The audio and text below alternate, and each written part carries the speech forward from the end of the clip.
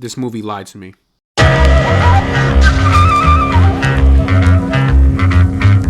So Meg 2: The Trench is a brand new action movie that is very reminiscent of those cheesy 90s action flicks, and it is the sequel to the first Meg movie. The film is directed by Ben Wheatley, and it stars Jason Statham, Cliff Curtis, Wu Jing, and Paige Kennedy. So Jonas Taylor is back, and he's leading a research team on an exploratory dive into the deepest depths of the ocean. A bunch of megalodons rise from the depths of the ocean onto the surface and wreak havoc. Or at least that is what you would think this movie would be about, right? Wrong. As far as the positives go, I only have 2 for this movie. And the first one, Jason Statham. He is just so entertaining to watch on screen. So if you haven't seen any Jason Statham film for whatever odd reason, he is just this badass action star who can make even the most dullest of movies be somewhat entertaining. And that is what he does here with this movie. He knows exactly what kind of movie this is, and he embraces it. In fact, not even just him. The entire cast embraces the absurdity of this movie. And I appreciated that.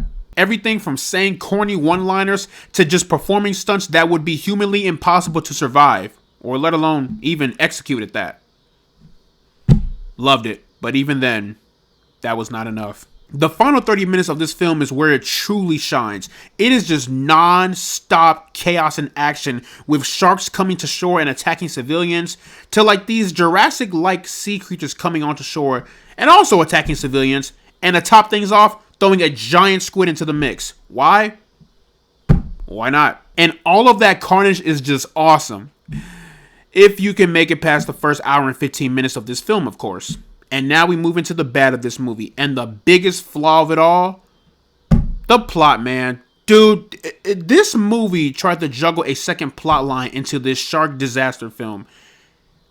Why? Who asked for that? Nearly the first hour and a half of this film was just this second plot line that I don't think nobody even asked for, or at the very least expected.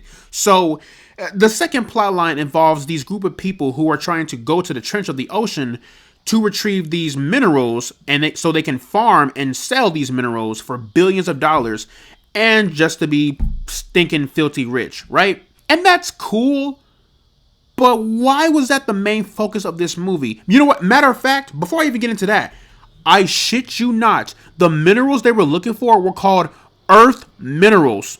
Like, not even kidding. That's literally how they addressed it, or that's what they called it in the movie. Couldn't even come up with a more clever name for them. But going back to the plotline, I wasn't expecting some shark disaster movie, just pure chaos. But instead, in the first hour and a half, all I got was just some government espionage storyline that I really couldn't care. Matter of fact, I found it boring. I can't believe I'm saying that. I actually found it to be boring. I don't know. Maybe I'm just being biased, but I just didn't care for that plotline at all. You know, I feel like the studio saw that second plot line and decided to merge this movie into the Meg.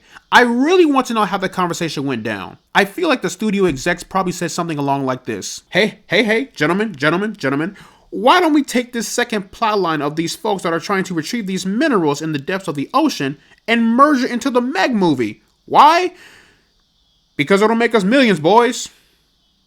And also, fuck you. That's why. To me, I feel like that second storyline kind of ruined what the general audience came for, which is just pure, massive shark carnage, but we didn't get that.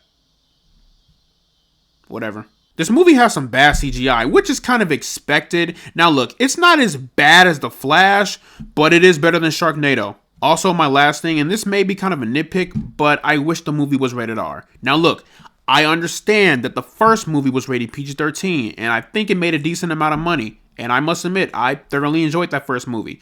I just wish it was rated R. And the reason being is because when you're showing scenes of people getting brutally eaten alive or massacred by giant megalodon sharks, you kind of want to see that brutality in a way. You know, I just don't like when horror or disaster films do like these cheap cutaways where it's like, okay, you see this person about to get eaten alive, but it cuts away, and it's like, it feels cheap, and it feels like I'm getting robbed. You know what I mean? Then again, am I really getting robbed because it's a PG-13 movie?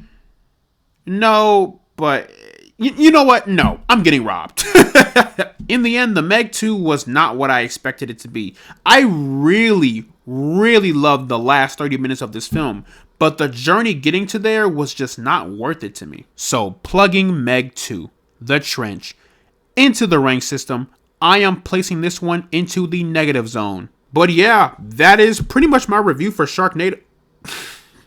I'm keeping that. But yeah, that is pretty much my review for Meg 2 The Trench. Let me know down in the comment section below what you guys thought about Meg 2 The Trench. Did you love it? Did you hate it? What's your favorite shark disaster film? Will you be seeing Sharknado next week for the 10th anniversary? Let me know down in the comment section below, and as always guys, leave a like and subscribe if you want to see more, and I will see you all in the next one. After working up the nerve, almost equal in size, I walked around with the iron for any wrinkle in time. I paid a piece of my mind for every nickel and dime, but never less than a 5 and never slept on a job. A killer crept on your squad, yet never left the garage, where your guide was close enough to see the flesh of his eyes. Get to the button and press, it's what the message advised. What's the threat behind the vest is where the testament lies.